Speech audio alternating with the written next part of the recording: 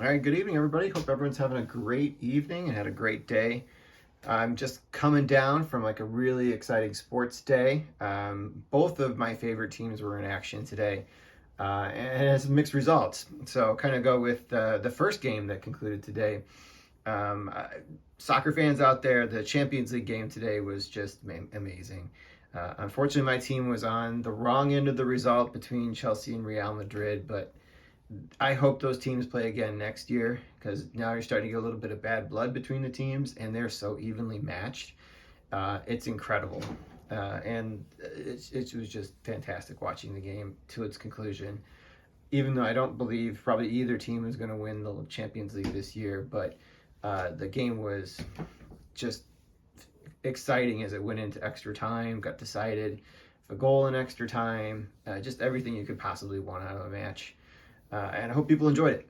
And then I was able to flip over and watch the conclusion of the White Sox home opener.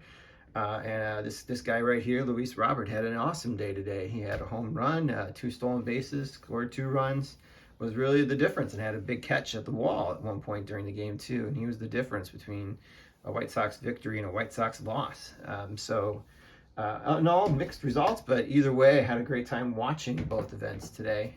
And I hope you guys are enjoying the start of the baseball season as well, and any other sports you might be getting into at this point. Because we got playoff hockey starting, and we also have the NBA playoffs starting at this point. So, including our Chicago Bulls, who are going to be in the playoffs for the first time in a long time.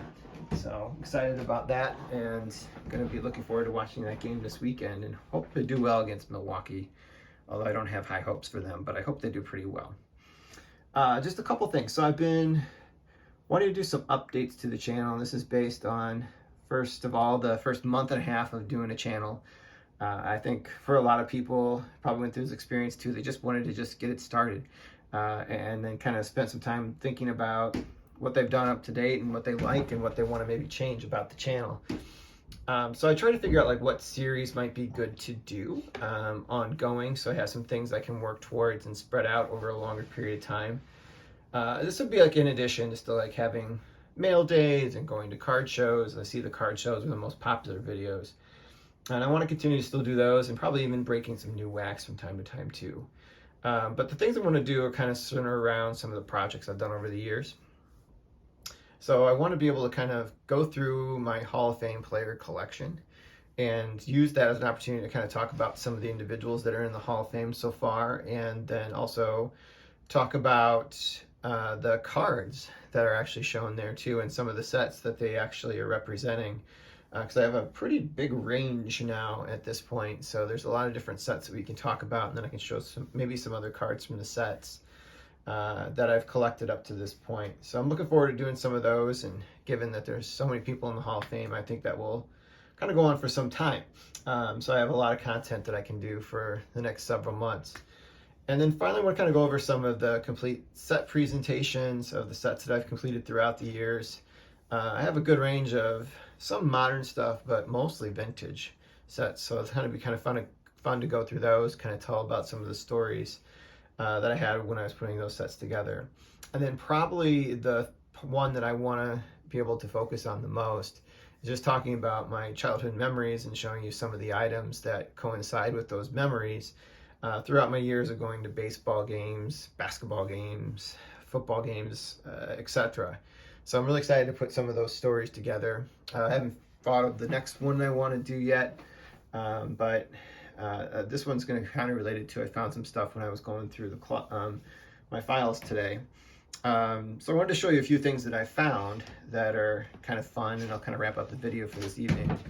If you guys have some feedback on some of my ideas, I'm happy to see it. Feel free to put it in my comments.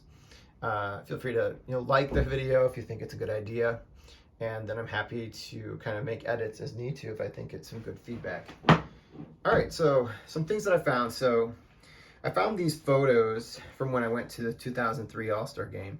When we went to the game, it was with my brother-in-law and my father. We had 3 tickets for all the days.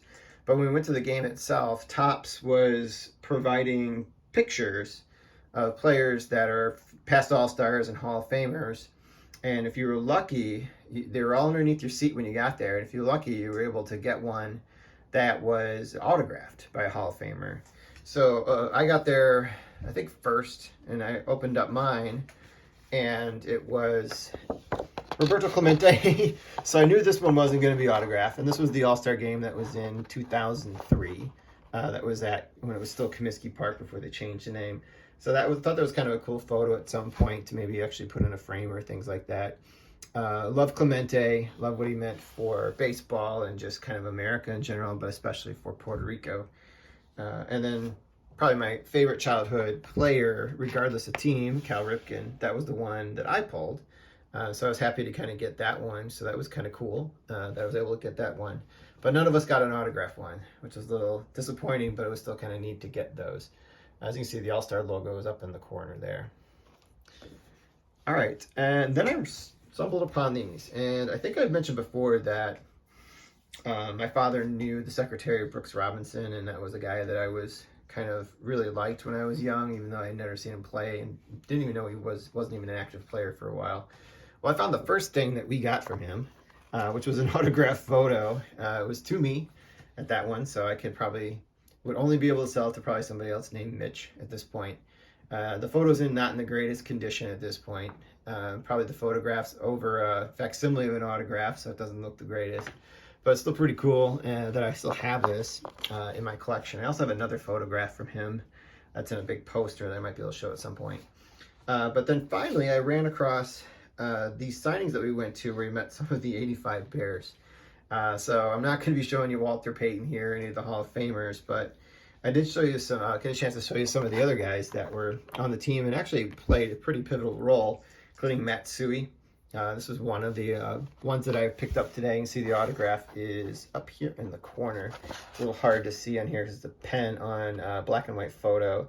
But that's Matsui's autograph. So I thought it was kind of fun. He was the fullback on the team for many years and one of Walter Payton's closest friends on the team. And then finally, they had a rookie kicker that year, Kevin Butler, who I think set the rookie scoring record that year. So we got this one signed by Kevin Butler that day. They were doing some appearance. I couldn't even remember what it's for or where it was at, but we got autographs from both of them on these photos. I remember going in there with my dad. It was probably like a True Value or something like that. And we were in line and didn't even kind of know who some of these guys fully were even at this point because I was still like 8 or 9 years old.